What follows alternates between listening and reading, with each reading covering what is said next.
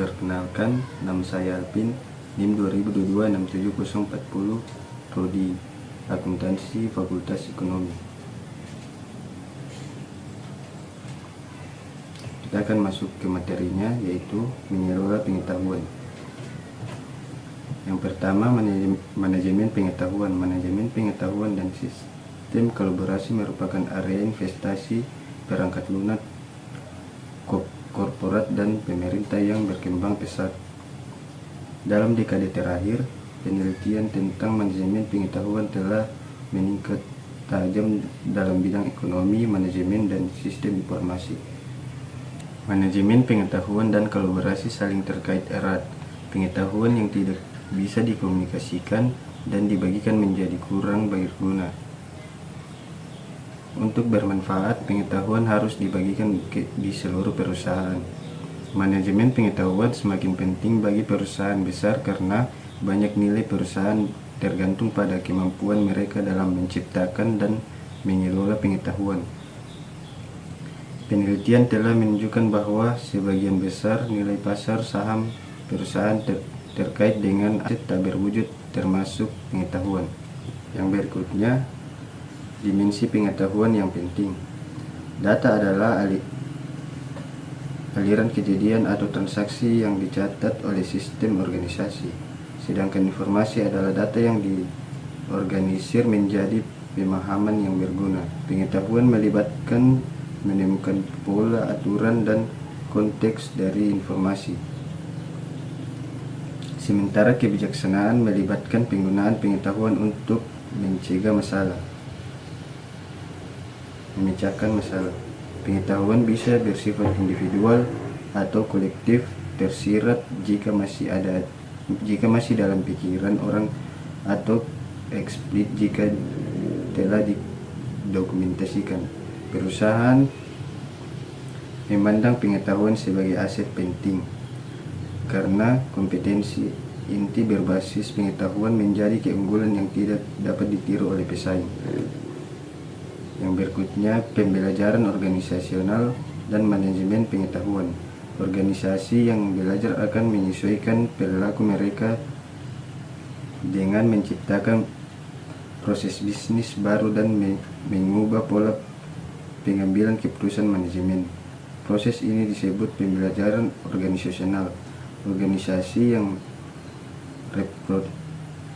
responsif terhadap lingkungan mereka secara cepat akan bertahan lebih lama daripada yang tidak memiliki mekanisme pembelajaran yang efektif. Yang berikutnya, rantai nilai manajemen pengetahuan. Penguasaan pengetahuan. Organisasi memperoleh pengetahuan melalui berbagai cara, tergantung pada jenis pengetahuan yang dibutuhkan. Yang kedua, menyimpan pengetahuan. Manajemen perlu mendukung pengembangan sistem menyimpan pengetahuan, pengembang skema yang konsisten di seluruh perusahaan, dan memberikan penghargaan kepada karyawan yang memperbarui dan menyimpan dokumen dengan benar. Sebagai contoh, penghargaan dapat diberikan kepada bagian penjualan yang memasukkan nama calon pelanggan ke dalam basis data perusahaan untuk digunakan oleh seluruh petugas penjualan. Berikutnya, penyebarluasan pengetahuan. Teknologi portal, surel, pesan instan, wiki, alat bantu sosial bisnis, dan mesin pencarian telah ditambahkan pada pengetahuan dan pada pengaturan yang ada dari alat bantu kolaborasi untuk berbagi kalender, data dokumen, dan grafik. Penerapan pengetahuan yang tidak dibagikan dan diterapkan dalam praktik bisnis tidak dapat menambah nilai perusahaan. Untuk mengoptimalkan investasi, pengetahuan organisasional harus menjadi bagian sistematis dan pengambilan keputusan manajemen.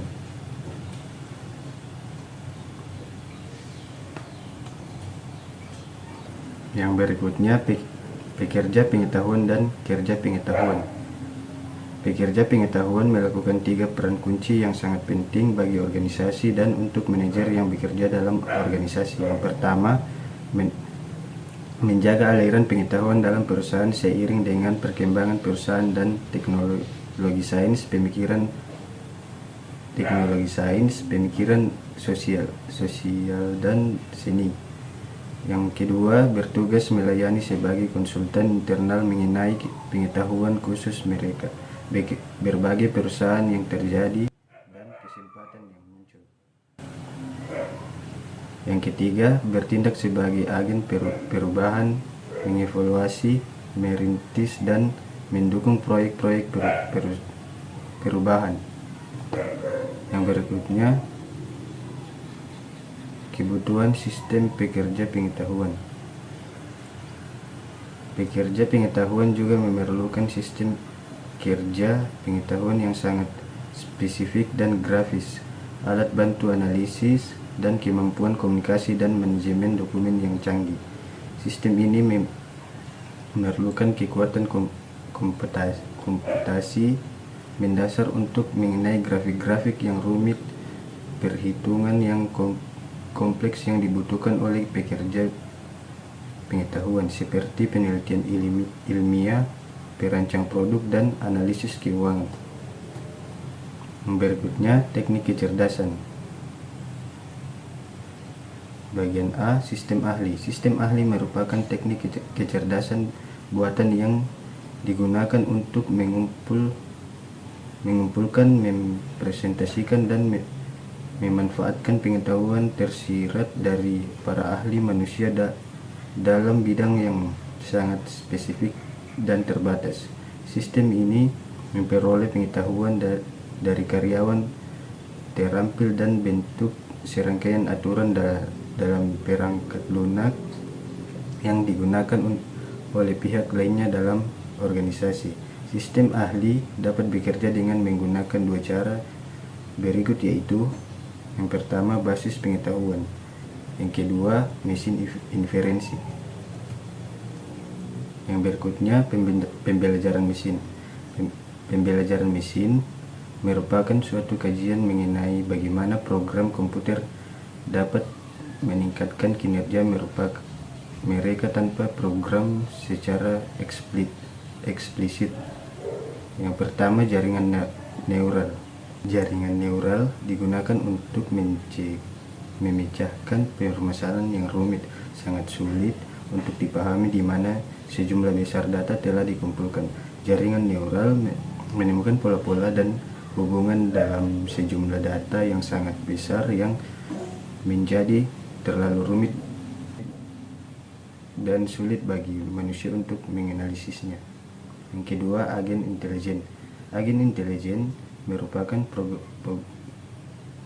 program perangkat lunak yang bekerja tanpa investasi secara langsung dari manusia untuk melaksanakan tugas tertentu bagi seorang pengguna individual, proses bisnis, atau aplikasi perangkat lunak.